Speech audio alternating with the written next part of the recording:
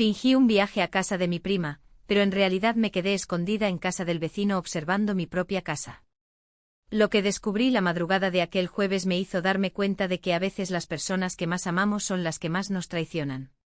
Mi hijo y mi nuera ocultaban algo tan perturbador que cuando la verdad salió a la luz, mi vida nunca volvió a ser la misma. Pero antes de seguir, verifica si ya estás suscrito al canal y escribe en los comentarios desde donde estás viendo este vídeo. Nos encanta saber hasta dónde están llegando nuestras historias. Mi nombre es Hilda, tengo 62 años y vivo en Guadalajara. Esta casa donde vivo hace 35 años fue construida ladrillo por ladrillo con el sudor de mi difunto esposo Antonio. Cada habitación cuenta una historia nuestra. El portal donde tomábamos café de hoy los domingos, el patio donde mi hijo Ricardo aprendió a caminar, la cocina donde preparé miles de comidas con amor. Cuando Antonio murió hace 5 años, Ricardo insistió en venir a vivir conmigo con su esposa, Patricia. Creí que era una preocupación genuina el amor de un hijo que no quiere ver a su madre sola. ¡Qué inocente fui! Los primeros meses parecieron normales. Patricia era amable. Ayudaba con las tareas de la casa, hacía esos pasteles de zanahoria que tanto me gustaban. Ricardo arreglaba lo que se rompía, cuidaba el jardín, conversaba conmigo sobre fútbol y política. Pero hace unos 3 meses algo cambió. Comenzó con los susurros. Yo entraba a la sala y ellos dejaban de hablar abruptamente. Ricardo escondía el celular cuando me acercaba. Patricia cambiaba de tema con esa sonrisa forzada que no engañaba a nadie. Preguntaba qué conversaban y siempre recibía la misma respuesta vacía. Nada importante, cosas del trabajo, tonterías. Entonces me di cuenta de que la habitación de invitados, la que está al fondo de la casa, comenzó a estar siempre cerrada con llave. Antes la puerta quedaba abierta. Yo guardaba allí ropa de cama antigua, cajas con fotos, cosas que ya no usaba. Cuando pregunté por qué cerraban la habitación, Patricia respondió demasiado rápido que había humedad, que estaban protegiendo mis cosas, pero yo nunca autoricé de eso. Las noches se volvieron extrañas. Yo escuchaba ruidos que venían de esa habitación después de la medianoche. Pasos, voces bajas, movimiento. Una madrugada, alrededor de las 2, escuché claramente cómo se abría la puerta principal. Me levanté con cuidado, espié por el pasillo y vi a Patricia recibiendo a una joven tal vez de 20 y tantos años. Conversaron en voz baja y la chica le entregó algo que pareció ser dinero. Patricia lo contó rápidamente, lo guardó en el bolsillo del pantalón y llevó a la joven directamente a la habitación del fondo. La llave giró en la cerradura. Volví a la cama con el corazón acelerado tratando de entender lo que estaba pasando en mi propia casa.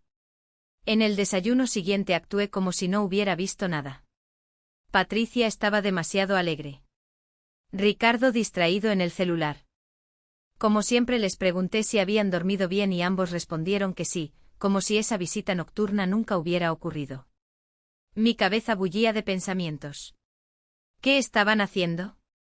¿Por qué recibían gente a escondidas de mí? ¿Por qué cerraban esa habitación? Intenté usar mi llave maestra para abrir la puerta de la habitación del fondo cuando salieron, pero descubrí que habían cambiado la cerradura. Cambiaron la cerradura de un cuarto de mi casa sin avisarme. Sentí que la rabia me subía por la garganta, pero me controlé.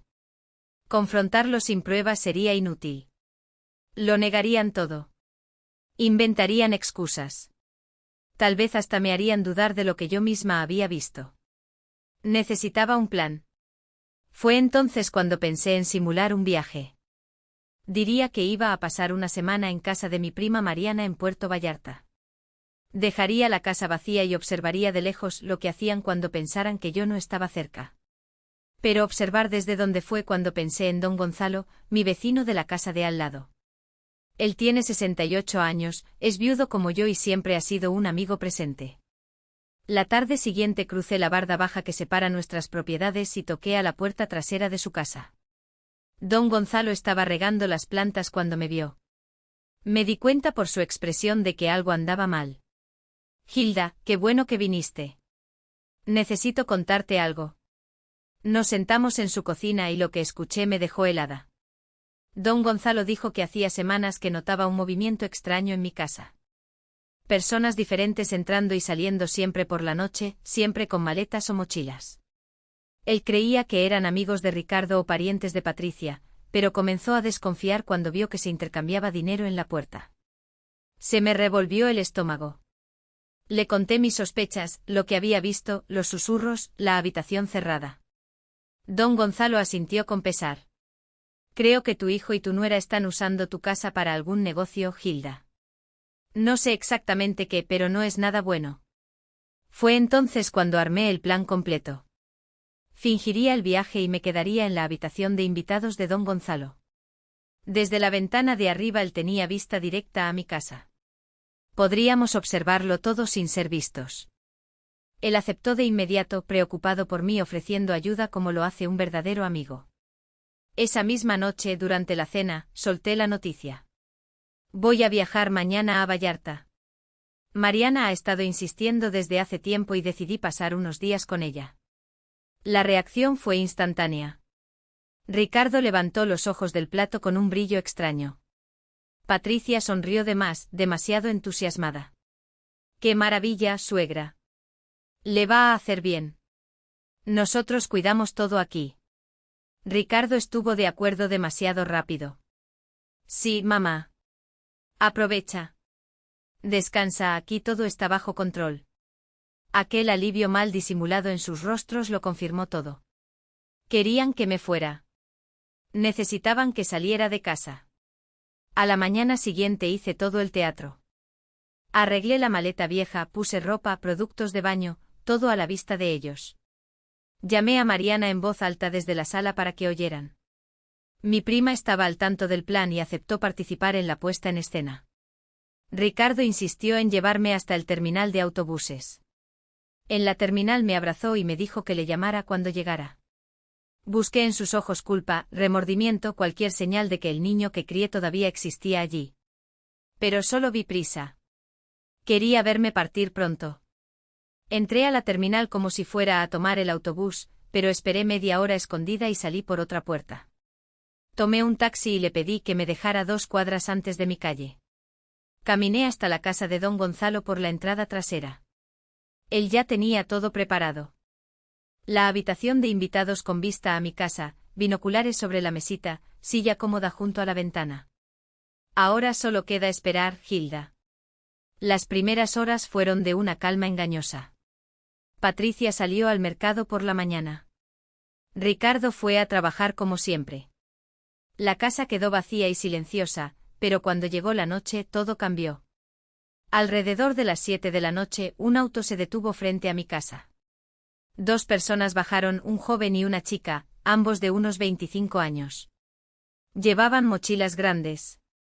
Patricia abrió la puerta antes de que tocaran el timbre, como si ya los esperara. Hubo una conversación rápida en la puerta. Vi al joven sacar dinero de su cartera y entregárselo a Patricia. Ella contó los billetes con agilidad y los invitó a pasar. Mi corazón se disparó. Acababa de ver a mi nuera recibiendo un pago de desconocidos y dejándolos entrar a mi casa como si fuera un hotel. Don Gonzalo estaba a mi lado presenciando la misma escena. ¿Estás viendo eso, Hilda? Es exactamente lo que te dije.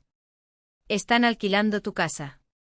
La rabia que sentí fue como un incendio en el pecho, alquilando cuartos en mi casa, en la casa que construí con mi marido, sin mi conocimiento, sin mi permiso, transformando mi hogar en un negocio clandestino. Quise cruzar la calle en ese momento y confrontarlos frente a esos extraños, pero don Gonzalo me sujetó por el brazo. Calma, Hilda.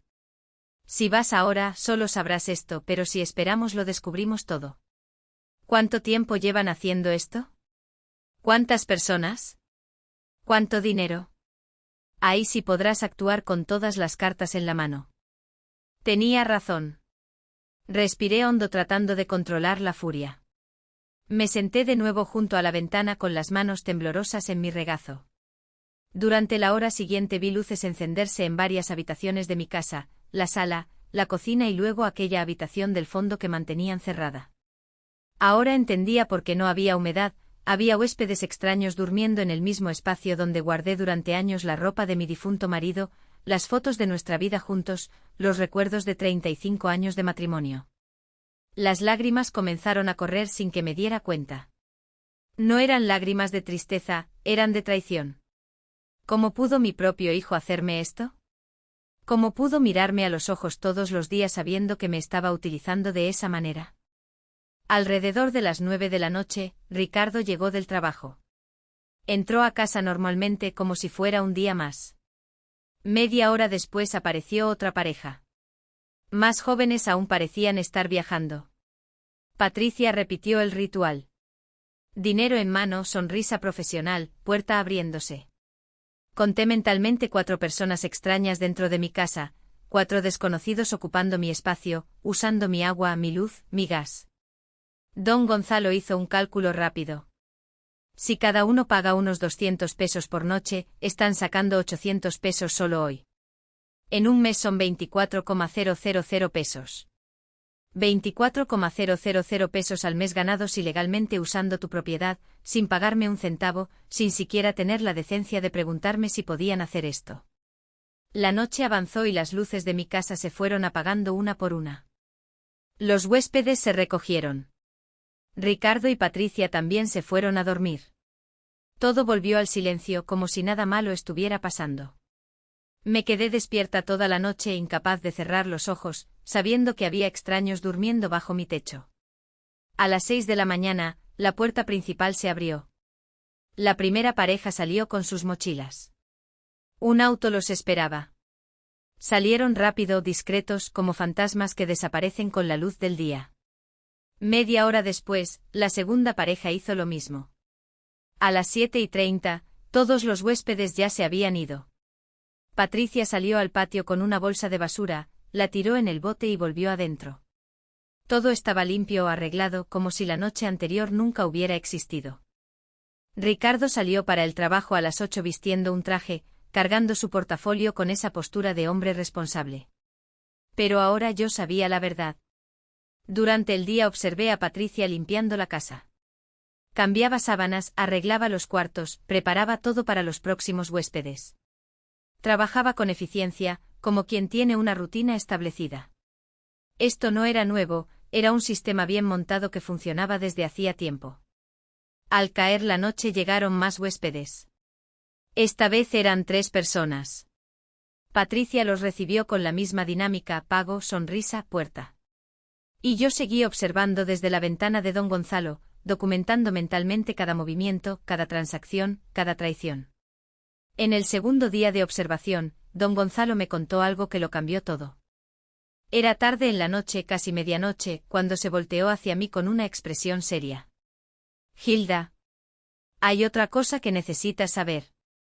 Hace 2 semanas vi a Patricia conversando con un hombre en la panadería de la esquina. No era Ricardo, era un tipo mayor, bien vestido con un portafolio de cuero. Conversaron durante casi 1 hora. Mi corazón se aceleró. ¿Qué hombre? Don Gonzalo dudó antes de continuar.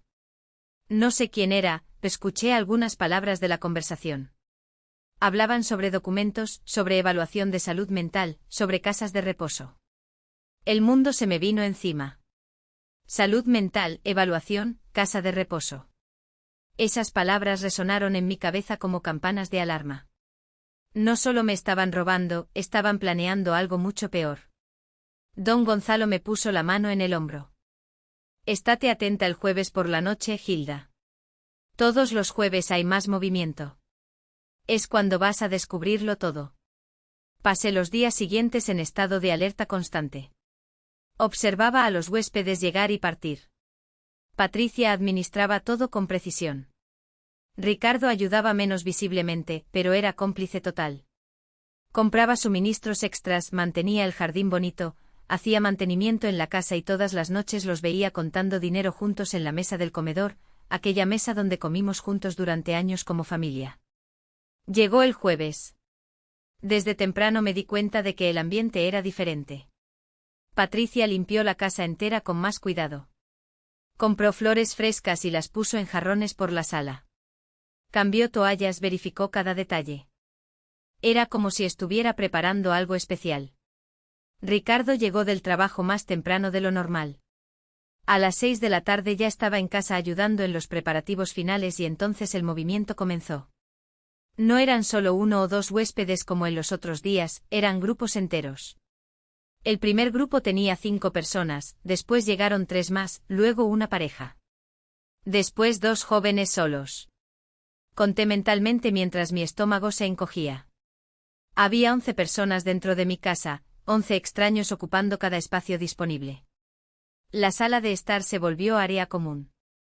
La cocina estaba llena, los cuartos todos ocupados. Mi casa se había transformado en un hostal completo. Don Gonzalo observaba a mi lado, incrédulo. Nunca vi tanto movimiento así. Es como si el jueves fuera el día especial para ellos. Hice las cuentas rápidamente. Si cada persona pagara 160 pesos, ganarían más de 1.700 pesos solo esa noche. Las horas pasaron lentamente, los huéspedes cenaron, conversaron, algunos salieron a pasear y regresaron. A las 10 de la noche las luces comenzaron a apagarse. Los huéspedes se recogieron. Patricia y Ricardo limpiaron todo y también se fueron a dormir. La casa quedó en silencio, pero don Gonzalo me había dicho que esperara, que en la madrugada del jueves al viernes lo descubriría todo. Entonces esperé con cada músculo del cuerpo tenso. El reloj en la pared de la casa de don Gonzalo marcaba el paso del tiempo con un tic-tac que parecía cada vez más fuerte en el silencio de la noche. 11:30, 11:40, 11:50. Mi corazón latía tan fuerte que podía sentir el pulso vibrando en mi cuello. Cuando el reloj marcó la medianoche, contuve la respiración. La puerta lateral de mi casa, la que da al patio trasero, se abrió despacio. Una silueta salió. Era Patricia, pero no estaba sola. Detrás de ella vino un hombre que yo nunca había visto antes, alto, de unos 50 años, vestido con ropa oscura.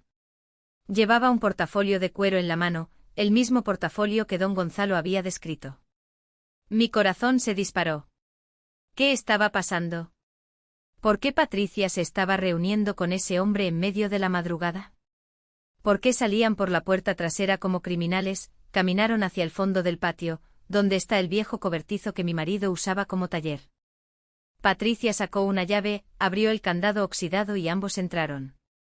Una luz tenue se encendió allí dentro. Por la ventanilla sucia del cobertizo solo podía ver sombras moviéndose. Estaban conversando, gesticulando. Patricia sacó algo de su bolso. Papeles, parecían ser documentos. El hombre los examinó con una pequeña linterna. Luego sacó otros papeles de su portafolio, un portafolio grueso, lleno de hojas. Patricia tomó los documentos y comenzó a leer página por página. Asintió varias veces con la cabeza. Parecía que estaban cerrando algún tipo de acuerdo. La reunión duró casi media hora. Finalmente el hombre guardó todo de vuelta en el portafolio. Patricia apagó la luz del cobertizo. Salieron, pero en lugar de volver a la casa, caminaron hasta el portón trasero. Hay un pequeño portón allí que da al callejón. Patricia lo abrió. El hombre salió por allí y desapareció en la oscuridad. Patricia cerró el portón, puso el candado y regresó a casa por la puerta lateral. Todo sucedió en menos de 40 minutos. Silencioso, secreto o invisible para cualquiera que no estuviera observando. Atentamente. Desperté a don Gonzalo, que había cabeceado en el sofá. Lo vi todo. Patricia se reunió con un hombre en el cobertizo. Revisaron papeles, documentos, están tramando algo. Don Gonzalo se frotó los ojos y miró el reloj. 00:30. Ese hombre actúa en las sombras, Hilda. Esto no es solo alquilar cuartos. Algo más grande está pasando. No pude dormir el resto de la noche. Me quedé sentada junto a la ventana observando mi casa como si fuera territorio enemigo. Al amanecer del viernes, los huéspedes comenzaron a salir. Algunos se fueron temprano, otros se quedaron para disfrutar el fin de semana. Patricia preparó café para los que se quedaron. Actuaba como la anfitriona perfecta. Café, pan, frutas, todo servido con sonrisas. Nadie se imaginaría que horas antes había estado en un encuentro clandestino con un desconocido. Ricardo salió para el trabajo como siempre. Patricia se quedó sola con los huéspedes restantes. Esta era mi oportunidad. Necesitaba entrar en ese cobertizo. Necesitaba ver si habían dejado algo, alguna pista sobre lo que estaban planeando. Le conté el plan a don Gonzalo. Intentó convencerme de que no fuera. Hilda, es demasiado arriesgado. ¿Y si Patricia te ve? Pero yo estaba decidida. Tengo la llave del portón trasero. Puedo entrar por el callejón sin que me vean. Patricia está ocupada con los huéspedes en la parte delantera de la casa. No me verá. Don Gonzalo finalmente cedió, pero insistió en venir conmigo hasta el callejón para vigilar. Salimos por la puerta trasera de su casa. Caminamos por el callejón silencioso. Era sábado por la mañana y el barrio estaba tranquilo. La mayoría de las personas aún dormía o tomaba café dentro de casa. Llegamos al portón trasero de mi propiedad. Saqué la llave con las manos temblando. El candado se abrió con un suave clic. Entré en mi propio patio como una intrusa, con el corazón latiendo descontrolado. El cobertizo estaba a unos 15 m del portón. Caminé agachada, escondiéndome detrás de los arbustos que yo misma había plantado años atrás. Cada paso parecía demasiado ruidoso, cada respiración demasiado alta. Finalmente llegué al cobertizo. La puerta tenía un candado simple, el mismo que mi marido usaba hacía décadas. Busqué la llave correcta en el manojo. Mis dedos temblaban tanto que probé 3 llaves diferentes antes de encontrar la correcta. El candado se abrió. Entré en el cobertizo y cerré la puerta detrás de mí. La luz del sol entraba por la ventanilla empolvada, creando rayos dorados en el aire. El lugar olía a madera vieja y tierra húmeda. Herramientas oxidadas colgaban de las paredes, cajas apiladas en las esquinas. Todo parecía intacto, normal. Pero entonces vi algo diferente en la antigua mesa de trabajo de mi marido. Una caja de metal. No era nuestra, nunca la había visto antes. Era gris. Moderna con un simple cierre. Me acerqué despacio. La caja estaba cerrada, pero no bajo llave. Solo un seguro que se abría apretando 2 botones laterales. Lo intenté. Clic, la caja se abrió. Lo que vi dentro me quitó el aire de los pulmones. Había pilas de dinero, billetes de 200 y 500 pesos. Conté rápidamente. Debía haber al menos 60,000 pesos allí. Todo el dinero que habían ganado con el negocio ilegal durante meses. Pero no era solo eso. Debajo del dinero había documentos. Los tomé con cuidado y comencé a leer. El primero era un contrato de hospedaje, un contrato donde mi casa aparecía registrada como propiedad disponible para alquiler temporal.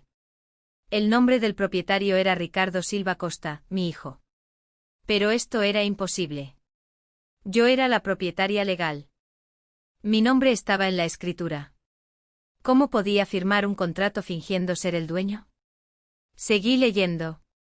Había una nota a pie de página en letras pequeñas: transferencia de propiedad en curso, documentación pendiente de proceso judicial. Sentí que el suelo se derrumbaba bajo mis pies. Transferencia. Proceso judicial. No solo estaban usando mi casa ilegalmente, estaban tratando de robármela legalmente. El siguiente documento confirmó mis peores temores.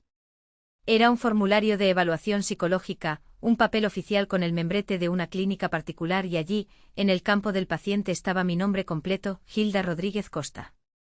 La fecha de la evaluación estaba marcada para dentro de 10 días. El motivo de la consulta: evaluación de capacidad mental y autonomía para decisiones debido a preocupación familiar con deterioro cognitivo progresivo. Deterioro cognitivo progresivo. Me estaban pintando como una anciana senil, como alguien que ya no podía cuidar de sí misma, como alguien que necesitaba ser protegida de sus propias decisiones, y todo era mentira. Yo estaba perfectamente bien, mi mente estaba lúcida, mi salud era buena para mis 62 años. Pero ellos iban a inventar una historia diferente con ese médico, con esa evaluación falsa, con ese proceso que ya estaban preparando. Había más papeles. Uno de ellos era una cotización de una casa de reposo, residencia vida plena, cuidados especializados para adultos mayores. El precio era 16,000 pesos al mes. Tenía marcaciones amarillas en la parte que decía cuartos individuales con monitoreo continuo, programa especial para pacientes con demencia. Estaban buscando una prisión para mí, un lugar caro y legal donde me encerrarían mientras disfrutaban de mi casa y mi dinero. El último documento fue el más aterrador. Era un poder notarial amplio e irrestricto. Un documento legal que le daría a Ricardo control total sobre todos mis bienes, cuentas bancarias y decisiones médicas. El documento estaba listo, impreso, esperando solo mi firma. Y al lado había una nota escrita a mano por Patricia. El doctor Marco confirmó que puede aplicar un sedante leve durante la consulta. La firma se obtendrá en estado de confusión inducida. Testigos ya coordinados. Costo adicional 20,000 pesos. Mis manos temblaron tanto que casi dejo caer los papeles. Iban a drogarme, llevarme a un médico corrupto, darme algún medicamento que me dejaría confusa, hacerme firmar ese poder sin que yo entendiera lo que estaba pasando, con testigos pagados que dirían que yo estaba consciente. Todo legal en el papel, todo falso en la realidad. Escuché voces afuera. Me congelé. Era Patricia hablando con alguien, probablemente un huésped. Estaban cerca, demasiado cerca. Rápidamente saqué mi celular y tomé fotos de todos los documentos, cada página, cada anotación, cada detalle. Mis manos temblaban, pero logré capturar las pruebas. Puse todo de vuelta en la caja, exactamente como lo encontré. Cerré la caja, cerré el cobertizo, corrí agachada de vuelta al portón trasero. Don Gonzalo me estaba esperando en el callejón con cara de aflicción. Pensé que te habían agarrado. Te quedaste allí casi media hora. No podía hablar. Solo le mostré el celular con las fotos.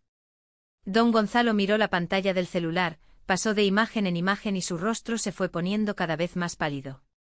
Dios mío, Hilda, esto es un plan criminal completo. No solo te están robando, te están destruyendo por completo. Asentí con la cabeza mientras las lágrimas que ya no podía contener corrían por mi rostro. Necesito llamar a alguien. Necesito hacer algo ahora. No puedo esperar más.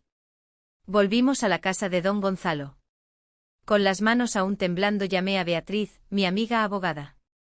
Nos conocimos hace 20 años en un grupo de bordado. Ella siempre fue inteligente, estudiosa, estudió la carrera de Derecho a los 40 años y se especializó en Derecho Familiar y Sucesiones. Si alguien podía ayudarme a entender las implicaciones legales de lo que estaba sucediendo, era ella. Hilda, lo que me estás contando es extremadamente grave, dijo Beatriz por teléfono con voz cargada de preocupación. Si están operando hospedaje sin licencia, sin pagar impuestos y sin tu consentimiento como propietaria, están cometiendo varios delitos: fraude, uso indebido de propiedad, evasión fiscal. Pero lo que más me preocupa son esos documentos sobre capacidad mental y casa de reposo. Hilda, ¿no tiene algún poder notarial tuyo? ¿Algún papel firmado que le dé poder para decidir por ti? Pensé bien. No, nunca firmé nada así. Todos mis documentos están en la caja fuerte del banco. Beatriz suspiró aliviada. Qué bueno. Muy bien, pero escucha con atención. Si están consultando a alguien sobre declararte mentalmente incapaz, significa que están buscando una forma legal de tomar control de tus bienes. El proceso es complejo. Necesita evaluaciones médicas reales, exámenes psicológicos, audiencia con un juez. No pueden simplemente declararte incapaz sin más ni menos. Pero si consiguen un médico corrupto dispuesto a falsificar dictámenes, si tienen un abogado sin escrúpulos que conozca las lagunas del sistema, pueden intentarlo. Y si lo consiguen, Hilda, pueden internarte en una casa de reposo contra tu voluntad y quedarse con tu casa legalmente. El terror se apoderó de mí. ¿Qué hago, Beatriz? Ella pensó por un momento. Primero necesitas pruebas concretas de todo lo que están haciendo. Fotos, vídeos, testimonios. Ya tienes las fotos de los documentos.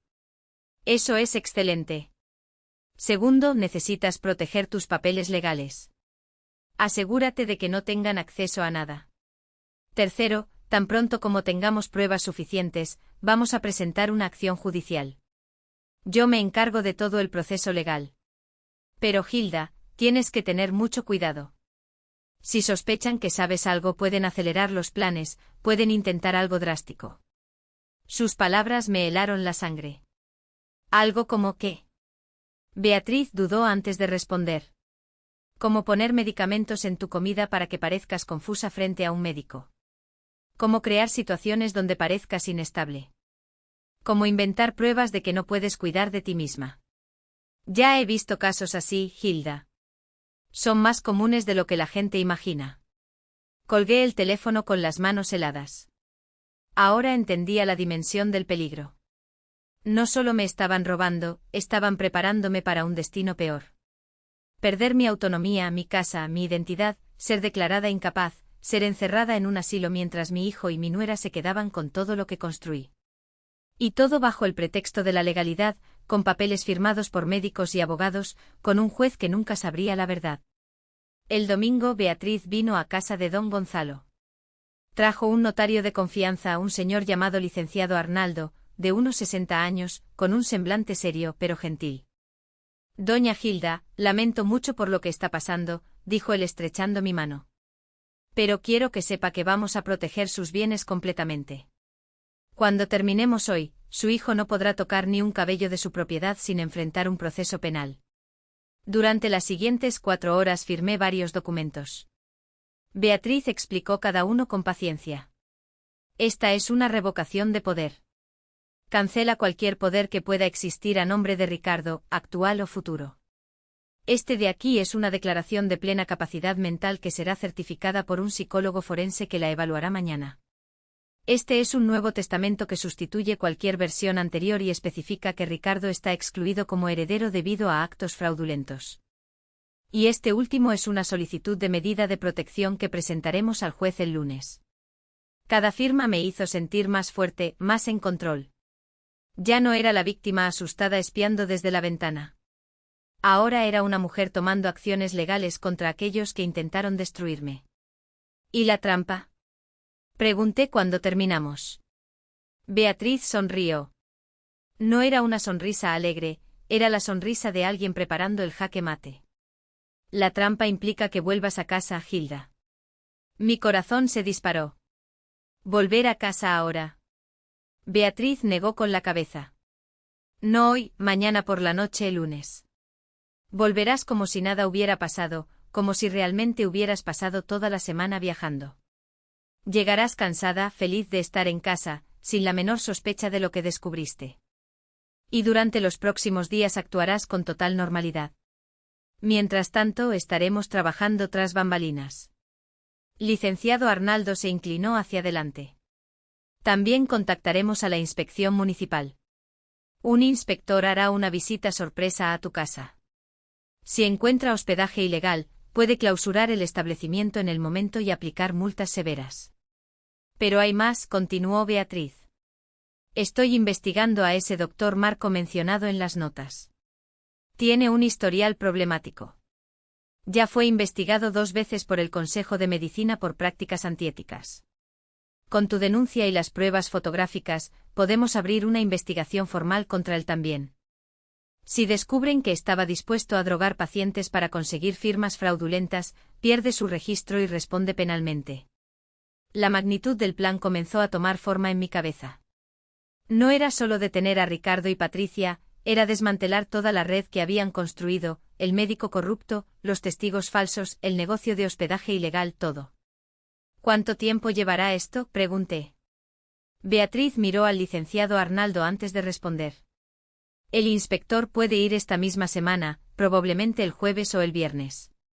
La investigación del médico tomará más tiempo, pero con tu denuncia formal el lunes, el proceso comienza de inmediato. Y en cuanto a Ricardo y Patricia, hizo una pausa dramática. El enfrentamiento final ocurre cuando menos lo esperen, cuando crean que todo está saliendo conforme a su plan. Pasé el resto del domingo en casa de don Gonzalo, ensayando mentalmente cómo actuaría al volver. Necesitaba ser convincente. No podía demostrar rabia, sospecha o miedo. Tenía que ser la madre confiada, volviendo feliz de casa de su prima, la suegra ingenua, que no sabe nada. Era irónico. Ellos habían estado actuando frente a mí durante meses. Ahora era mi turno de actuar frente a ellos. La noche del lunes, con una maleta en la mano y el corazón acelerado, caminé hacia mi casa. Don Gonzalo me llevó en coche hasta la esquina, pero caminé el resto del camino para parecer que había llegado en taxi. Toqué el timbre. Escuché pasos apresurados dentro. La puerta se abrió. Ricardo estaba allí con expresión de sorpresa. Mamá, no te esperábamos hasta mañana. Sonreí con el cariño que una madre guarda para su hijo, aunque mi corazón estuviera roto por dentro. Decidí volver un día antes. Extrañaba mi casa. Patricia apareció detrás de Ricardo. Su sonrisa era perfecta, demasiado perfecta. Bienvenida de vuelta, suegra. ¿Cómo estuvo el viaje? Entré a casa con la sensación de estar entrando en territorio enemigo. Todo parecía normal. Limpio, arreglado. Ningún vestigio de los huéspedes que ocuparon esos espacios solo 2 días antes. Patricia había hecho un trabajo impecable borrando las evidencias. El viaje fue genial. Mentí con sorprendente facilidad. Mariana me consintió mucho. Pero sabes cómo es, no hay lugar como nuestra propia casa. Llevaron mi maleta a la habitación, prepararon té, se sentaron conmigo en la sala haciendo preguntas sobre el viaje inventado. Respondí con historias que había preparado, restaurantes que mi prima y yo supuestamente visitamos, paseos que hicimos, conversaciones que tuvimos. Ricardo y Patricia escuchaban, asentían, sonreían. Pero yo veía algo en sus ojos. Alivio. Alivio por haber vuelto sin sospechas. Alivio porque el secreto seguía intacto. La casa está muy bonita, comenté mirando alrededor. La cuidaron perfectamente. Claro, dijo Patricia demasiado rápido. Limpiamos todo, regamos el jardín, todo como pediste. Di un sorbo al té y añadí casualmente, hasta el olor es diferente. Parece de producto de limpieza nuevo. Vi un breve destello de pánico en los ojos de Patricia. Ah, sí. Hicimos una limpieza profunda. Queríamos que todo estuviera perfecto para tu regreso. Mentira. Ella había limpiado para borrar los rastros de docenas de extraños que ocuparon mi casa. Esa noche dormí en mi propia cama por primera vez en una semana, pero no pude dormir de verdad. Me quedé despierta escuchando. Alrededor de las 11 escuché voces amortiguadas que venían del cuarto de Ricardo y Patricia. Conversaban en susurros urgentes. Me levanté en silencio y caminé descalza hasta su puerta. Pegué el oído a la rendija. ¿Crees que sospeche algo? Era la voz de Ricardo tensa. No, no sospecha nada, respondió Patricia confiada. Es la misma de siempre, ingenua, confiada. El plan continúa. ¿Y el doctor Marco? Preguntó Ricardo. Ya está todo arreglado, confirmó Patricia. La consulta es el próximo viernes. Pondremos el sedante en su comida en el desayuno. Diremos que la llevamos a un chequeo de rutina. Cuando se dé cuenta de lo que firmó, ya será demasiado tarde. El poder notarial estará registrado y tendremos control total. Hubo un silencio. Entonces Ricardo habló con una voz que apenas reconocí como la de mi hijo. Y después, respondió Patricia fríamente. Después la internamos, ya tenemos el lugar. La residencia Vida Plena acepta pacientes con deterioro cognitivo. La visitamos una vez al mes para mantener las apariencias. Y mientras tanto, esta casa será completamente nuestra. Completamente nuestra. Esas palabras me perforaron como cuchillos. Volví a mi cuarto en silencio con lágrimas corriendo por mi rostro. Pero no eran lágrimas de derrota, eran lágrimas de rabia pura y determinación de acero. Habían sellado su destino. Acababa de escuchar la confesión completa y aunque no la había grabado, ahora sabía cada detalle del plan, incluyendo la fecha exacta. El viernes de la semana siguiente tenía menos de una semana para ejecutar la trampa perfecta. La mañana del martes actué como si nada hubiera pasado. Hice café. Preparé el desayuno, conversé con Ricardo y Patricia sobre banalidades. Ellos también estaban actuando. Éramos todos actores en esta obra macabra. Cada uno conocía un guión diferente, pero yo tenía una ventaja. Yo sabía que ellos estaban actuando. Ellos no sabían que yo también lo estaba. Tan pronto como Ricardo salió para el trabajo y Patricia fue al mercado, llamé a Beatriz desde mi cuarto con la puerta cerrada con llave. Le conté palabra por palabra todo lo que escuché la noche anterior. Perfecto, dijo ella satisfecha. El viernes es la consulta con el médico corrupto. Eso nos da tiempo. El inspector del municipio irá a tu casa el jueves. Es mejor que sea antes de que intenten drogarte. ¿Crees que recibirán huéspedes esta semana? Pensé por un instante. Probablemente el jueves por la noche siempre hay más movimiento ese día. Beatriz hizo una pausa pensativa. Entonces vamos a coordinar la visita del inspector para el jueves por la noche, cuando la casa esté llena de pruebas vivas. En los 2 días siguientes mantuve mi actuación impecable. Actué como la madre dulce y confiada.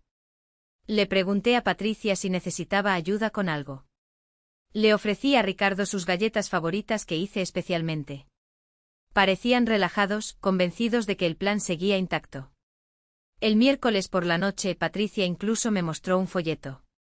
Encontré un centro de salud que ofrece exámenes preventivos para personas de su edad, suegra. ¿Qué le parece si la llevo el viernes? Es gratis para adultos mayores. ¿Gratis? Mentira. Iban a pagar 20,000 pesos por ese examen. Fingí interés genuino. Un chequeo. Bueno, no estaría mal. Hace tiempo que no voy al médico. Patricia sonrió aliviada. Excelente. Ya agendé para el viernes a las 10 de la mañana. Yo la acompaño. Asentí dulcemente mientras por dentro mi sangre hervía. Ella estaba cerrando la trampa sin saber que yo ya había cerrado una aún mayor alrededor de ella. La tarde del jueves, mientras Patricia y Ricardo preparaban la casa para los huéspedes de la noche, mi celular vibró. Era un mensaje de Beatriz. Inspector confirmado para las 9 de la noche. La policía estará lista en las proximidades. Quédate en tu cuarto cuando él llegue. Nosotros nos encargamos de todo. Mi corazón comenzó a latir más rápido. Esta noche su mundo comenzaría a desmoronarse. Como era de esperar, los huéspedes comenzaron a llegar alrededor de las 7. Primero una pareja joven con mochilas grandes, luego 3 jóvenes que parecían estar viajando juntos. Enseguida una mujer sola con una maleta pequeña. A las 8:30 había 8 extraños ocupando mi casa. Patricia hacía su papel de anfitriona ejemplar. Ricardo ayudaba con las maletas, mostraba los cuartos, sonreía profesionalmente. Yo estaba en mi cuarto supuestamente leyendo, pero en realidad estaba esperando, mirando el reloj. Cada minuto parecía una hora, 8:40, 8:55 para las 9. Y entonces escuché el sonido que esperaba. El timbre firme autoritario, no era el timbre de un huésped esperado, era el timbre de alguien con autoridad. Escuché pasos apresurados, la voz de Ricardo preguntando quién era y entonces una voz masculina fuerte del lado de afuera. Inspector del municipio, abra la puerta por favor. Silencio. Un silencio pesado, denso. Y luego el sonido de la puerta abriéndose despacio. Inspector, ¿hay algún problema? Era la voz de Ricardo tratando de sonar tranquilo, pero sin conseguirlo. Recibimos una denuncia anónima sobre hospedaje ilegal en este domicilio. Necesito inspeccionar la propiedad. Debe haber un error. Escuché la voz de Patricia más aguda de lo normal. Esta es una residencia particular, no tenemos ningún negocio. Entonces no le importará que verifique, respondió el inspector con tono profesional, pero inflexible. Tengo una orden de inspección firmada por el juez municipal. Si no me permiten entrar voluntariamente, vuelvo con la policía y una orden de cateo. Hubo otro silencio. Luego Ricardo cedió. Claro, inspector. Adelante. Espié por una rendija de la puerta. Pude ver parte de la sala. El inspector era un hombre de unos 45 años vistiendo una camisa oficial del municipio con un portapapeles en la mano. Detrás de él venía otro hombre más joven, probablemente un asistente con una cámara. Comenzaron a recorrer la casa. El inspector hacía preguntas. ¿Cuántas personas viven aquí permanentemente? Ricardo respondió con voz temblorosa. 3. Mi madre, mi esposa y yo. El inspector miró alrededor de la sala. Allí estaban los 8 huéspedes, algunos sentados en el sofá, otros de pie, todos con expresiones confusas.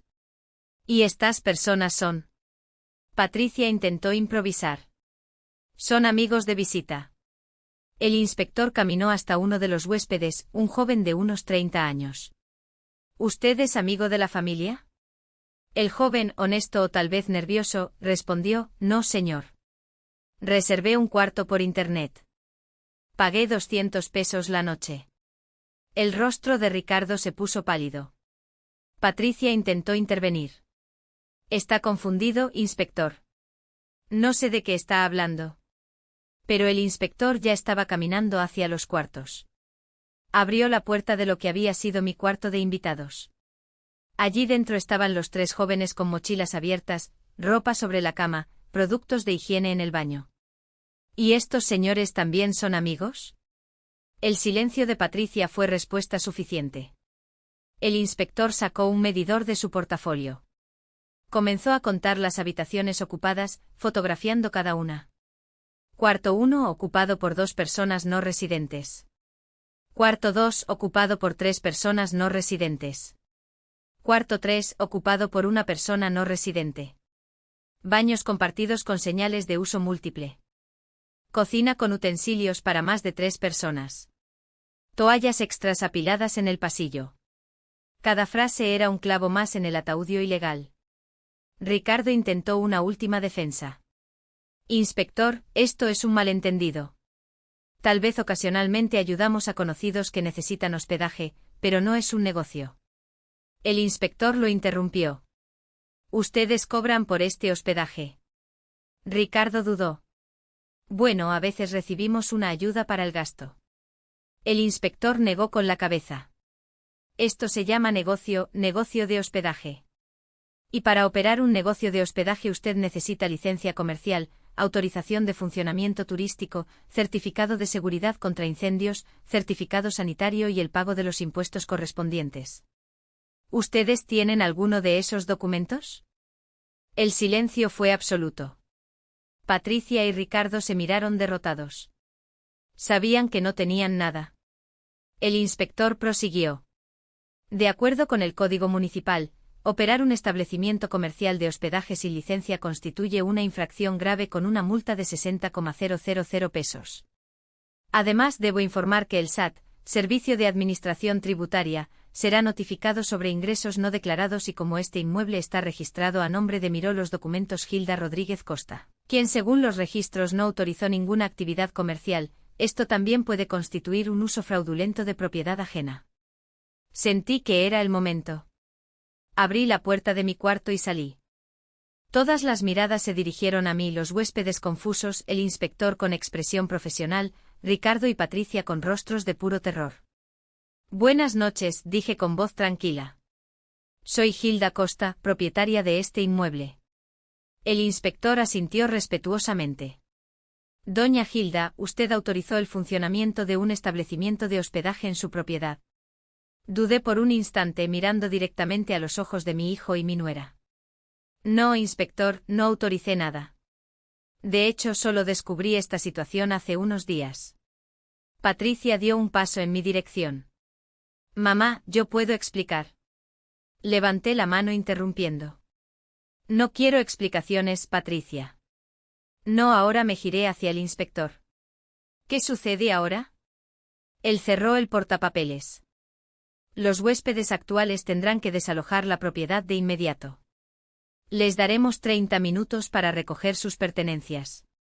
Su hijo y su nuera recibirán una notificación oficial de la multa y tendrán que comparecer ante el juez municipal la próxima semana.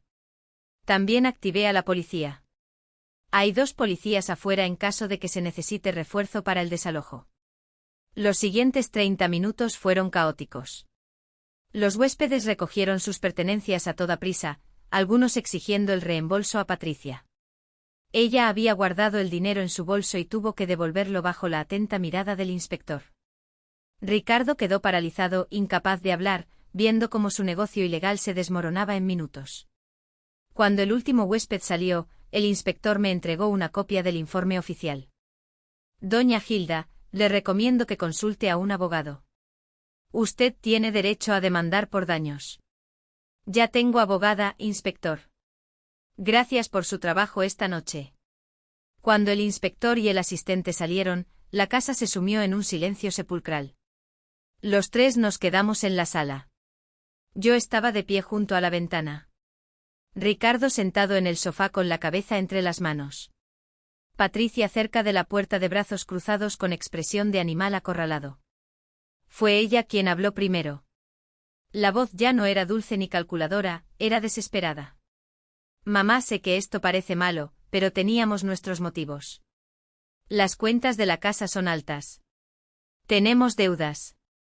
Me giré hacia ella despacio. Motivos, deudas, y eso justificaba transformar mi casa en un negocio ilegal sin mi consentimiento. Patricia dio un paso en mi dirección. Íbamos a contarte eventualmente. Solo queríamos juntar dinero primero para tener algo de dinero antes de qué. Interrumpí con voz cortante antes de drogarme y hacerme firmar un poder notarial fraudulento. El silencio que siguió fue ensordecedor. Patricia palideció. Ricardo levantó la cabeza abruptamente con los ojos muy abiertos por la conmoción. ¿Cómo? Ricardo comenzó a decir, pero la voz le falló. ¿Cómo lo sé? Completé la pregunta por él. Porque nunca estuve viajando. Ricardo estaba aquí. Observando, descubriendo cada detalle de su plan vil y calculado, caminé hasta el centro de la sala, mirándolos a los dos con una intensidad que los hizo retroceder. Sé sobre el esquema de hospedaje ilegal. Sé sobre el dinero escondido en el cobertizo. Sé sobre el rector Marco. Sé sobre la consulta del viernes donde planeaban cedarme. Sé sobre el poder notarial que querían hacerme firmar. Y sé sobre la residencia Vida Plena, donde planeaban internarme. Patricia negó con la cabeza frenéticamente. No es lo que usted piensa. Sí, hablamos con el médico, pero era solo por precaución, porque estábamos preocupados por su salud. Dejen de mentir, grité y mi voz resonó por las paredes de mi propia casa. Encontré los documentos, Patricia. Vi con mis propios ojos. Leí las notas escritas de su puño y letra. Sedante leve durante consulta. La firma se obtendrá en estado de confusión inducida. Esas fueron sus palabras exactas. El rostro de Patricia perdió todo color. Sus labios temblaron, pero no salió ningún sonido. Me giré hacia mi hijo. Y tú, Ricardo, tú a quien crié, a quien amé, a quien le di todo lo que tu padre y yo podíamos dar. ¿Cómo pudiste? Ricardo tenía lágrimas corriendo por su rostro. Mamá, la situación financiera era desesperante. Teníamos 160,000 pesos en deudas. El banco iba a quitarnos nuestro antiguo apartamento. Patricia dijo que si conseguíamos dinero rápido y su solución fue traicionarme, interrumpí. La solución fue robar mi casa, mi libertad, mi dignidad. No fue robo, explotó Patricia con voz aguda. Esta casa es enorme. Usted vive aquí sola. Solo estábamos aprovechando el espacio disponible y en cuanto al poder notarial era para protegerla. Usted está envejeciendo. Necesita que alguien tome decisiones por usted. Tengo 62 años, dije con voz helada. No 80, no 90, 62. Mi mente está perfectamente lúcida. Mi salud es buena. No necesito que nadie tome decisiones por mí.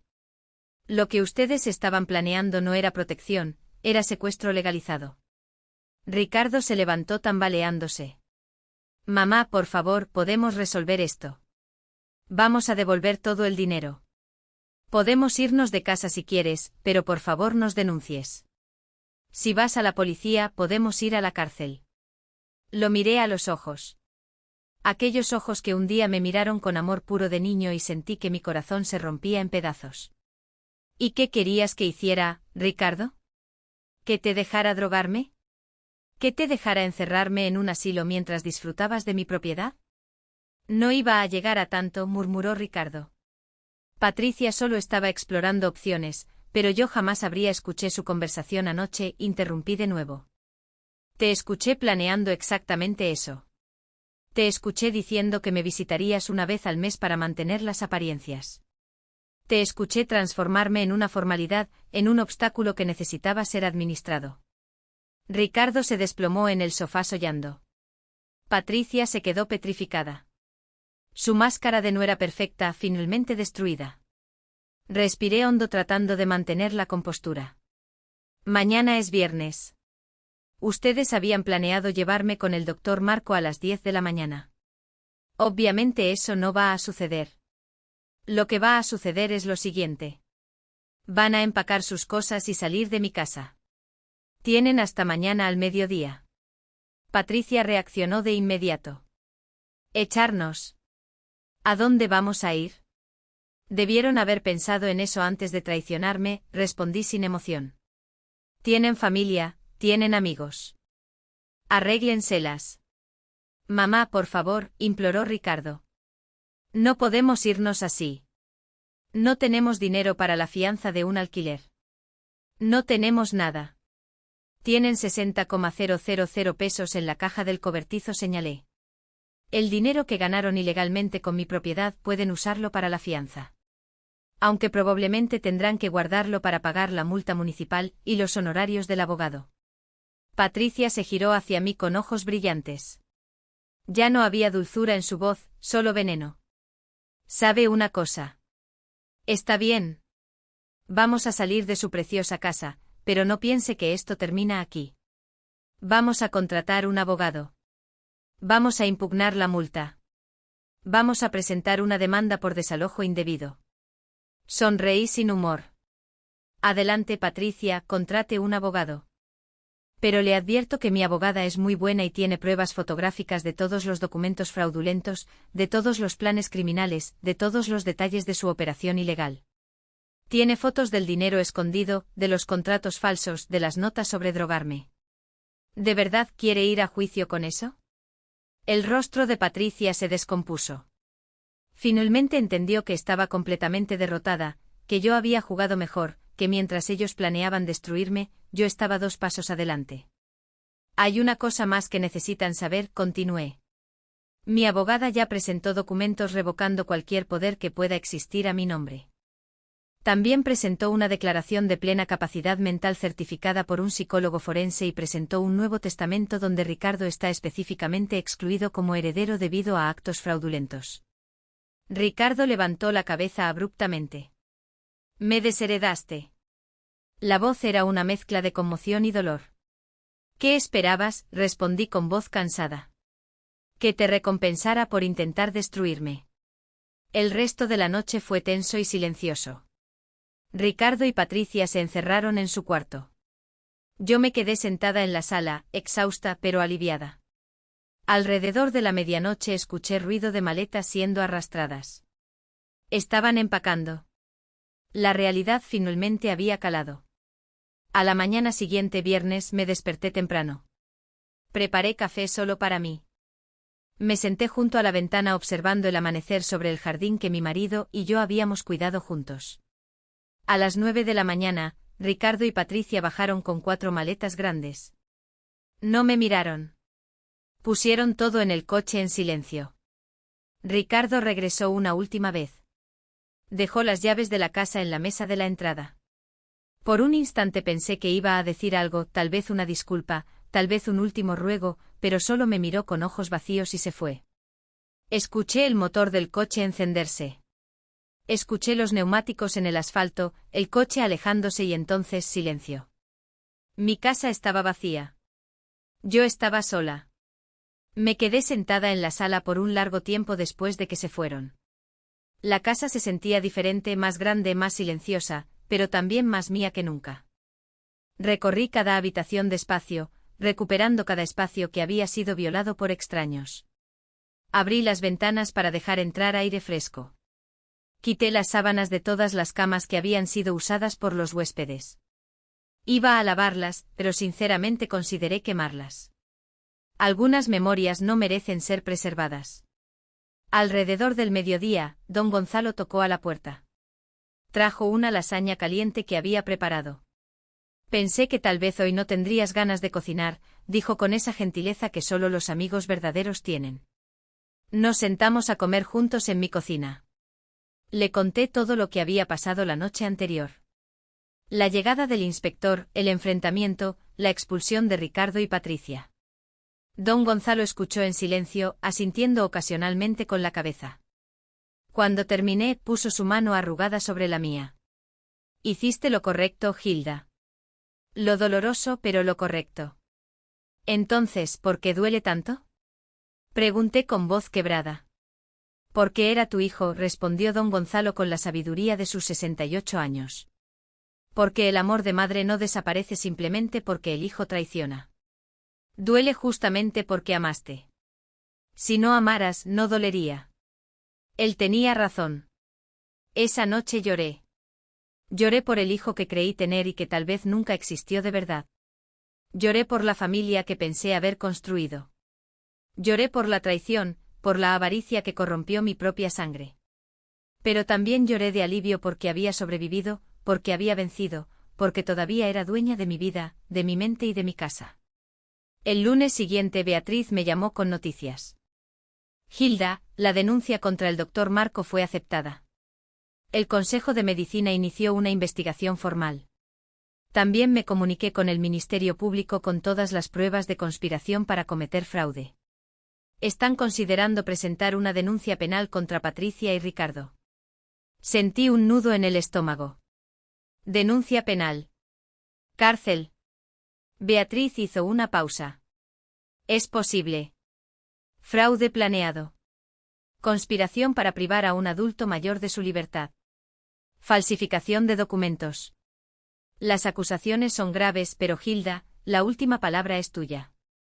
Si no quieres seguir con el proceso penal, podemos limitarnos al proceso civil.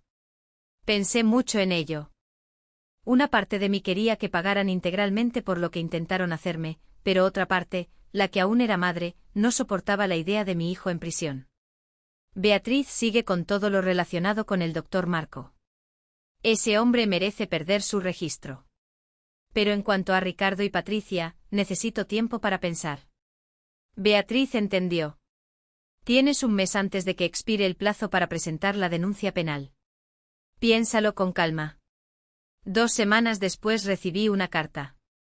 Era de Ricardo. El sobre estaba arrugado como si hubiera sido escrito y reescrito varias veces. Con manos temblorosas la abrí. La letra era la de mi hijo, pero las palabras eran de un hombre destruido. Mamá, sé que no merezco tu perdón. Sé que lo que hice fue imperdonable. No tengo excusas. La avaricia me cegó. Patricia me convenció de que era la única solución para nuestros problemas, pero fui débil. Dejé que sucediera, participé y ahora vivo todos los días con el peso de saber que traicioné a la persona que más me amó en este mundo.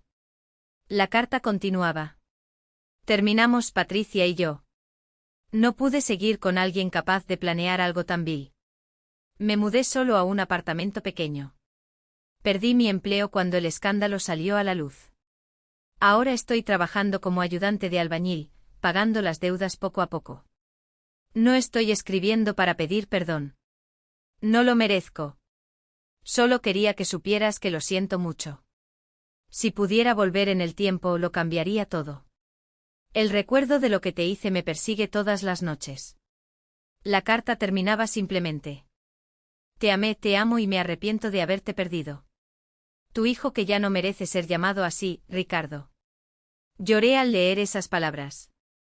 Una parte de mí quería romper la carta y olvidarlo todo, pero otra parte, esa parte materna que don Gonzalo había mencionado, sentía el dolor de mi hijo.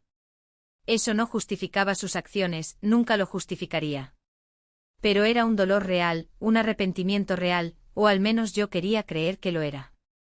Guardé la carta en un cajón. No estaba lista para responder. Tal vez nunca lo estaría, pero tampoco podía tirarla. Un mes después tuve que tomar la decisión sobre las acusaciones penales. Me senté con Beatriz en su oficina. Si sigo con las acusaciones, ¿qué sucede? Ella fue honesta conmigo. Probablemente de 3 a 5 años de prisión para ambos. Patricia recibiría más tiempo por ser la principal idega.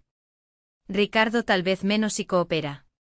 Tendrían antecedentes penales permanentes, dificultad para encontrar empleo en el futuro.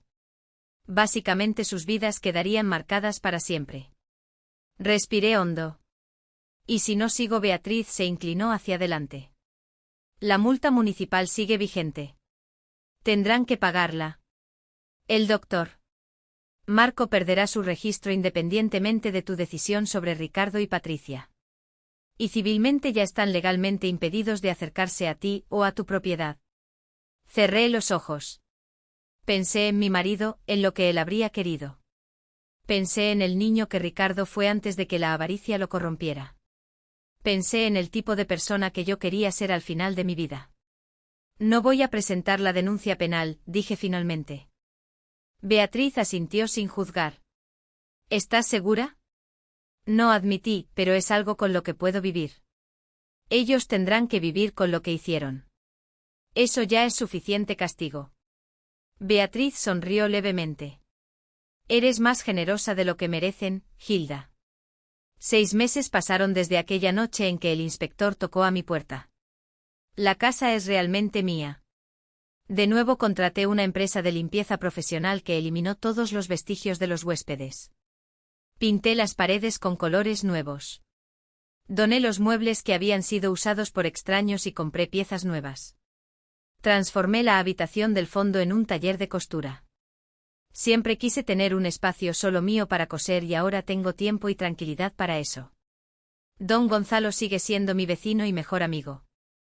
Cenamos juntos 2 veces por semana. Él me ayudó a instalar un sistema de seguridad en la casa. No porque tenga miedo, sino porque ahora valoro mi privacidad más que nunca. Beatriz se convirtió en más que mi abogada. Es mi confidente, mi protectora legal, mi amiga. Me aseguré de actualizar mi testamento dejando algo para ella por todo lo que hizo. Y Ricardo, no tuve contacto directo con él desde aquella carta, pero a través de conocidos en común sé que sigue trabajando en la construcción, que está pagando las deudas de espacio, que vive solo. Hay días en que pienso en responder su carta.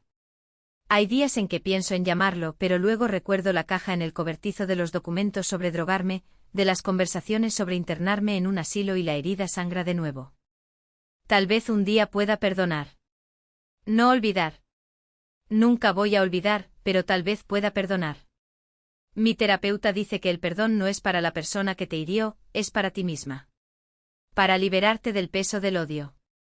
Estoy trabajando en eso despacio, dolorosamente, pero estoy trabajando. Una tarde, mientras cosía en mi nuevo taller, don Gonzalo vino a visitarme. Se quedó mirando el vestido que estaba haciendo, un vestido azul claro con flores bordadas. Es hermoso, comentó. Gracias, respondí. Es mi forma de sanar. Cada puntada es un pedazo de mi vida que rescato. Él sonrió. ¿Sabes una cosa? Sobreviviste a algo que habría destruido a mucha gente. Eres más fuerte de lo que te imaginas, Hilda. Aquella noche, mientras me preparaba para dormir en mi casa silenciosa pero segura, pensé en todo lo que había sucedido. El viaje falso, la noche espiando desde la ventana de don Gonzalo, el cobertizo y sus secretos. La madrugada en que contuve la respiración viendo la verdad completa, el enfrentamiento, la victoria, el dolor, la soledad que vino después. Me miré en el espejo. Vi a una mujer de 62 años con más arrugas que antes, con ojos más tristes, pero también más sabios. Vi a una sobreviviente. Vi a alguien que había sido traicionada por quien más amaba y aún así seguía de pie. Aprendí que el amor puede ser el disfraz perfecto para una trampa, susurré a mi reflejo. Pero también aprendí que el amor propio es el escudo más fuerte contra cualquier traición. Apagué la luz y me acosté en mi cama, en mi casa, bajo mi techo, sola, sí, lastimada, claro, pero libre, dueña de mi destino. Y eso, después de todo lo que viví, era más valioso que cualquier cosa. Los meses continuaron pasando y la vida fue encontrando un nuevo ritmo, un ritmo más lento, más tranquilo, pero genuino. Comencé a asistir a un grupo de bordado en la iglesia del barrio. Conocí a otras mujeres de mi edad, cada una con sus historias, sus dolores, sus superaciones. Me sentí parte de algo nuevo. Don Gonzalo me presentó a un club de jardinería. Los sábados por la mañana nos reunimos para intercambiar esquejes, compartir técnicas, hablar sobre flores y plantas. Aprendí que la vida continúa incluso después de las mayores tormentas. Que es posible reconstruir, que es posible ser feliz de nuevo, de una forma diferente, más cautelosa, tal vez, pero real. En una de esas tardes de sábado, mientras podaba las rosalías del jardín, vi un coche detenerse frente a casa. Mi corazón se aceleró cuando reconocí quién salió del coche. Era Ricardo. Estaba diferente, más delgado, ropa sencilla de quien trabaja duro, barba sin afeitar, ojos cansados. Nos quedamos mirando por un largo momento. Él desde el portón, yo desde el medio del jardín con las tijeras de podar aún en la mano. «Hola, mamá», dijo él con voz baja. Casi un susurro. «Hola, Ricardo», respondí. Mi voz salió más firme de lo que esperaba. Él miró al suelo. «Sé que no tengo derecho a estar aquí. Sé que no quieres verme. Pero hoy se cumple un año desde que todo sucedió. Y necesitaba venir. Necesitaba verte aunque sea solo de lejos. Un año. Yo no me había dado cuenta de que tanto tiempo había pasado. Él continuó hablando, las palabras saliendo rápidas como si hubiera ensayado 1000 veces. Cambié, mamá. Sé que eso no borra lo que hice. Nada puede borrarlo, pero cambié. Voy a terapia todas las semanas. Pagué la mitad de las deudas. Trabajo honestamente. Me levanto todos los días a las 5 de la mañana y voy a la obra. Y todos los días cargo con el peso de saber que traicioné a la persona que más me amó en este mundo. Lágrimas comenzaron a correr por su rostro. No vine a pedir perdón porque sé que no lo merezco. No vine a pedir volver porque sé que no puedo. Solo vine a decir que lo siento y que tenías razón en todo. En echarme, en desheredarme, en mostrarme que las acciones tienen consecuencias. Me quedé parada sosteniendo las tijeras, sintiendo mi propio corazón oprimirse. Una parte de mí quería correr hacia él, abrazarlo como hacía cuando era niño y se lastimaba. Pero otra parte, la parte que todavía sangraba, me mantuvo en mi lugar. Ricardo se limpió las lágrimas con el dorso de la mano. Me voy ahora. Solo quería que supieras que estoy tratando de ser una mejor persona, que todos los días lucho para ser alguien de quien pudieras estar orgullosa, aun sabiendo que ese día tal vez nunca llegue. Se dio la vuelta para irse y entonces, sin pensarlo mucho, mi voz salió. Ricardo. Él se detuvo, se dio la vuelta, di 2 pasos hacia el portón. ¿De verdad estás yendo a terapia?, pregunté. Todas las semanas, respondió él rápido, todos los jueves a las 7 de la noche me ha ayudado a entender muchas cosas, a ver cómo fui manipulado, pero también cómo me dejé manipular, cómo la avaricia me cegó, cómo casi destruyo a la persona más importante de mi vida. Asentí despacio. ¿Y las deudas? Ya pagué 88,000 pesos de los 160,000. Trabajo mucho, hago horas extras siempre que puedo. Duermo poco, pero no me importa. Es lo mínimo que puedo hacer para arreglar el desastre que hice. Nos quedamos en silencio por un momento. El viento agitaba las hojas de los árboles a nuestro alrededor. No estoy lista para perdonarte, Ricardo, dije finalmente. La voz temblorosa pero firme. Lo que tú y Patricia planearon hacerme fue demasiado cruel. Demasiado calculado. Lo sé, mamá, lo sé. Y tal vez nunca esté lista, continué. Tal vez esta herida nunca cicatrice completamente. Él asintió con la cabeza, más lágrimas corriendo. Lo entiendo, pero respiré hondo. Pero tal vez con tiempo, mucho tiempo, podamos encontrar una manera de reconstruir algo. No como era antes. Eso nunca más será posible. Pero tal vez algo nuevo, algo diferente. Sus ojos se iluminaron con una pequeña chispa de esperanza. ¿Lo dices en serio? No lo sé. Admití honestamente. Solo sé que eres mi hijo. Y por más que me hayas lastimado, por más que hayas roto mi confianza, todavía hay una parte de mí que quiere creer que las personas pueden cambiar, que pueden redimirse. Ricardo sollozó. Pasaré el resto de mi vida tratando de demostrar que merezco esa oportunidad, mamá. Juro que lo haré. No me hagas promesas, Ricardo, dije cansada. Muéstrame con acciones, con tiempo, con consistencia. Muestra que realmente cambiaste y tal vez, solo tal vez un día podamos sentarnos a la misma mesa de nuevo. Él asintió vigorosamente. Lo haré, lo mostraré todos los días. ¿Puedo llamarte a veces solo para saber cómo estás? Dudé. Luego asentí despacio. Una vez al mes. No más que eso. Estoy reconstruyendo mi vida, Ricardo. Necesito espacio. Necesito tiempo para sanar. Una vez al mes está perfecto, dijo él con voz llena de gratitud. Gracias, mamá. Gracias por no cerrar la puerta por completo. Volvió al coche. Antes de entrar se giró una vez más. Te amo, mamá. Siempre te amé. Incluso cuando estaba haciendo esas cosas horribles. Sé que eso no justifica nada, pero es la verdad. No respondí. Solo observé cómo entraba al coche y se iba. Cuando el coche desapareció en la esquina, mis piernas flaquearon. Me senté en una banca del jardín y lloré. Lloré todo lo que había contenido durante esa conversación. Don Gonzalo apareció unos minutos después. Había visto todo desde su ventana, pero había respetado mi privacidad. Se sentó a mi lado en silencio. Hiciste bien, dijo él finalmente. No cerraste la puerta, pero tampoco la abriste por completo. Dejaste una rendija. Y así es como funciona la sanación. Poco a poco, con cautela. ¿Tienes razón?, pregunté. No lo sé, Hilda respondió honestamente. Solo el tiempo lo dirá. Pero hiciste lo correcto al darle la oportunidad de mostrarlo y hiciste lo correcto al dejar claro que las palabras no bastan, que necesitas ver un cambio real. En los días siguientes pensé mucho en ese encuentro, sobre las palabras de Ricardo, sobre la posibilidad de que un día pudiéramos reconstruir algún tipo de relación. No sería como antes.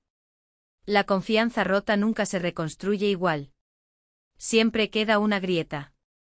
Pero tal vez podría transformarse en algo nuevo, algo construido no en la ingenuidad, sino en la conciencia, en la claridad de los límites, en el respeto mutuo ganado con esfuerzo. Beatriz me dijo que hice bien en no cerrar todas las puertas, que el perdón es un proceso, no un evento, que puede llevar años o puede que nunca suceda completamente y que está bien, que yo tenía derecho a sanar a mi propio ritmo. Hoy, mientras escribo esta historia sentada en mi taller de costura, rodeada de telas de colores e hilos, miro por la ventana hacia mi jardín. Las rosalías que podé aquel sábado están floreciendo hermosas, rojas, amarillas, rosadas, símbolos de renovación, de cosas que parecían muertas, pero que vuelven a la vida con cuidado y tiempo. Aprendí tantas lecciones en estos últimos meses. Aprendí que la confianza es frágil y preciosa, que debemos protegerla especialmente de las personas más cercanas, porque son ellas quienes pueden causar las peores heridas. Aprendí que la intuición no miente, que cuando algo se siente mal probablemente está mal, que debemos confiar en nuestros instintos incluso cuando todos dicen que estamos exagerando. Aprendí que los documentos legales son importantes, que los poderes notariales y los testamentos deben guardarse con cuidado, que nunca es demasiado pronto para proteger nuestro patrimonio y nuestra autonomía. Aprendí que la soledad no es el peor destino, que a veces es mejor estar sola que rodeada de personas que te traicionan. Que los amigos verdaderos como Don Gonzalo y Beatriz valen más que la sangre. Aprendí que el perdón es para quien perdona, no para quien es perdonado.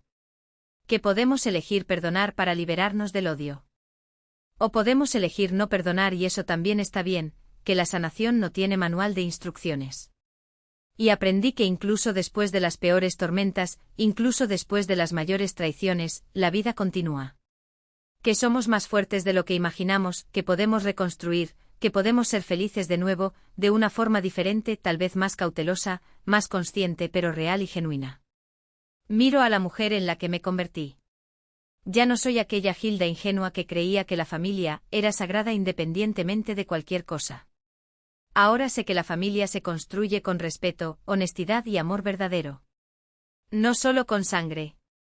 Tengo cicatrices, algunas visibles, muchas invisibles, pero también tengo fuerza, sabiduría, autonomía y una paz que viene de saber que defendí mi dignidad. Que no me dejé destruir, que luché y vencí. A veces por la noche antes de dormir, todavía pienso en todo lo que pasó, en el viaje falso, en las noches observando desde la ventana, en la caja, en el cobertizo, en los documentos que probaban la conspiración completa contra mí. Y me pregunto, ¿qué habría pasado si no hubiera confiado en mi intuición? Si hubiera ignorado las señales, si no hubiera simulado aquel viaje. Probablemente estaría ahora en un asilo, drogada, confusa, mientras mi hijo y mi nuera disfrutaban de mi casa, viviendo de mi propiedad, visitándome una vez al mes para mantener las apariencias. El pensamiento me da escalofríos, pero no sucedió porque fui astuta, porque tuve coraje, porque conté con la ayuda de las personas correctas y porque nunca me rendí conmigo misma. Ricardo me llama una vez al mes, como acordamos. Las conversaciones son cortas. Él habla sobre el trabajo, sobre la terapia, sobre las deudas que va pagando. Yo escucho, a veces comento algo, a veces solo escucho. Todavía no estoy lista para más. Tal vez nunca lo esté. O tal vez dentro de algunos años podamos tomar un café juntos, conversar de verdad, reconstruir algo pequeño pero real. No sé, el futuro lo dirá. Por ahora vivo un día a la vez. Coso, jardineo, tomo café de olla con don Gonzalo, voy al grupo de bordado, cuido mi casa, duermo en paz sabiendo que cada centímetro de este lugar es mío, que nadie puede sacarme de aquí, que construí muros legales lo suficientemente fuertes para protegerme y de vez en cuando miro las rosalías del jardín y pienso que soy como ellas. Fui podada brutalmente por la traición. Sangré, casi muero, pero con tiempo, cuidado y mucho amor propio, estoy floreciendo de nuevo. Diferente tal vez, más cautelosa, con certeza, pero viva, fuerte y mía, completamente mía. Ahora, si te gustó esta historia, haz clic en suscribirte y dime en los comentarios qué parte te dejó con la boca abierta.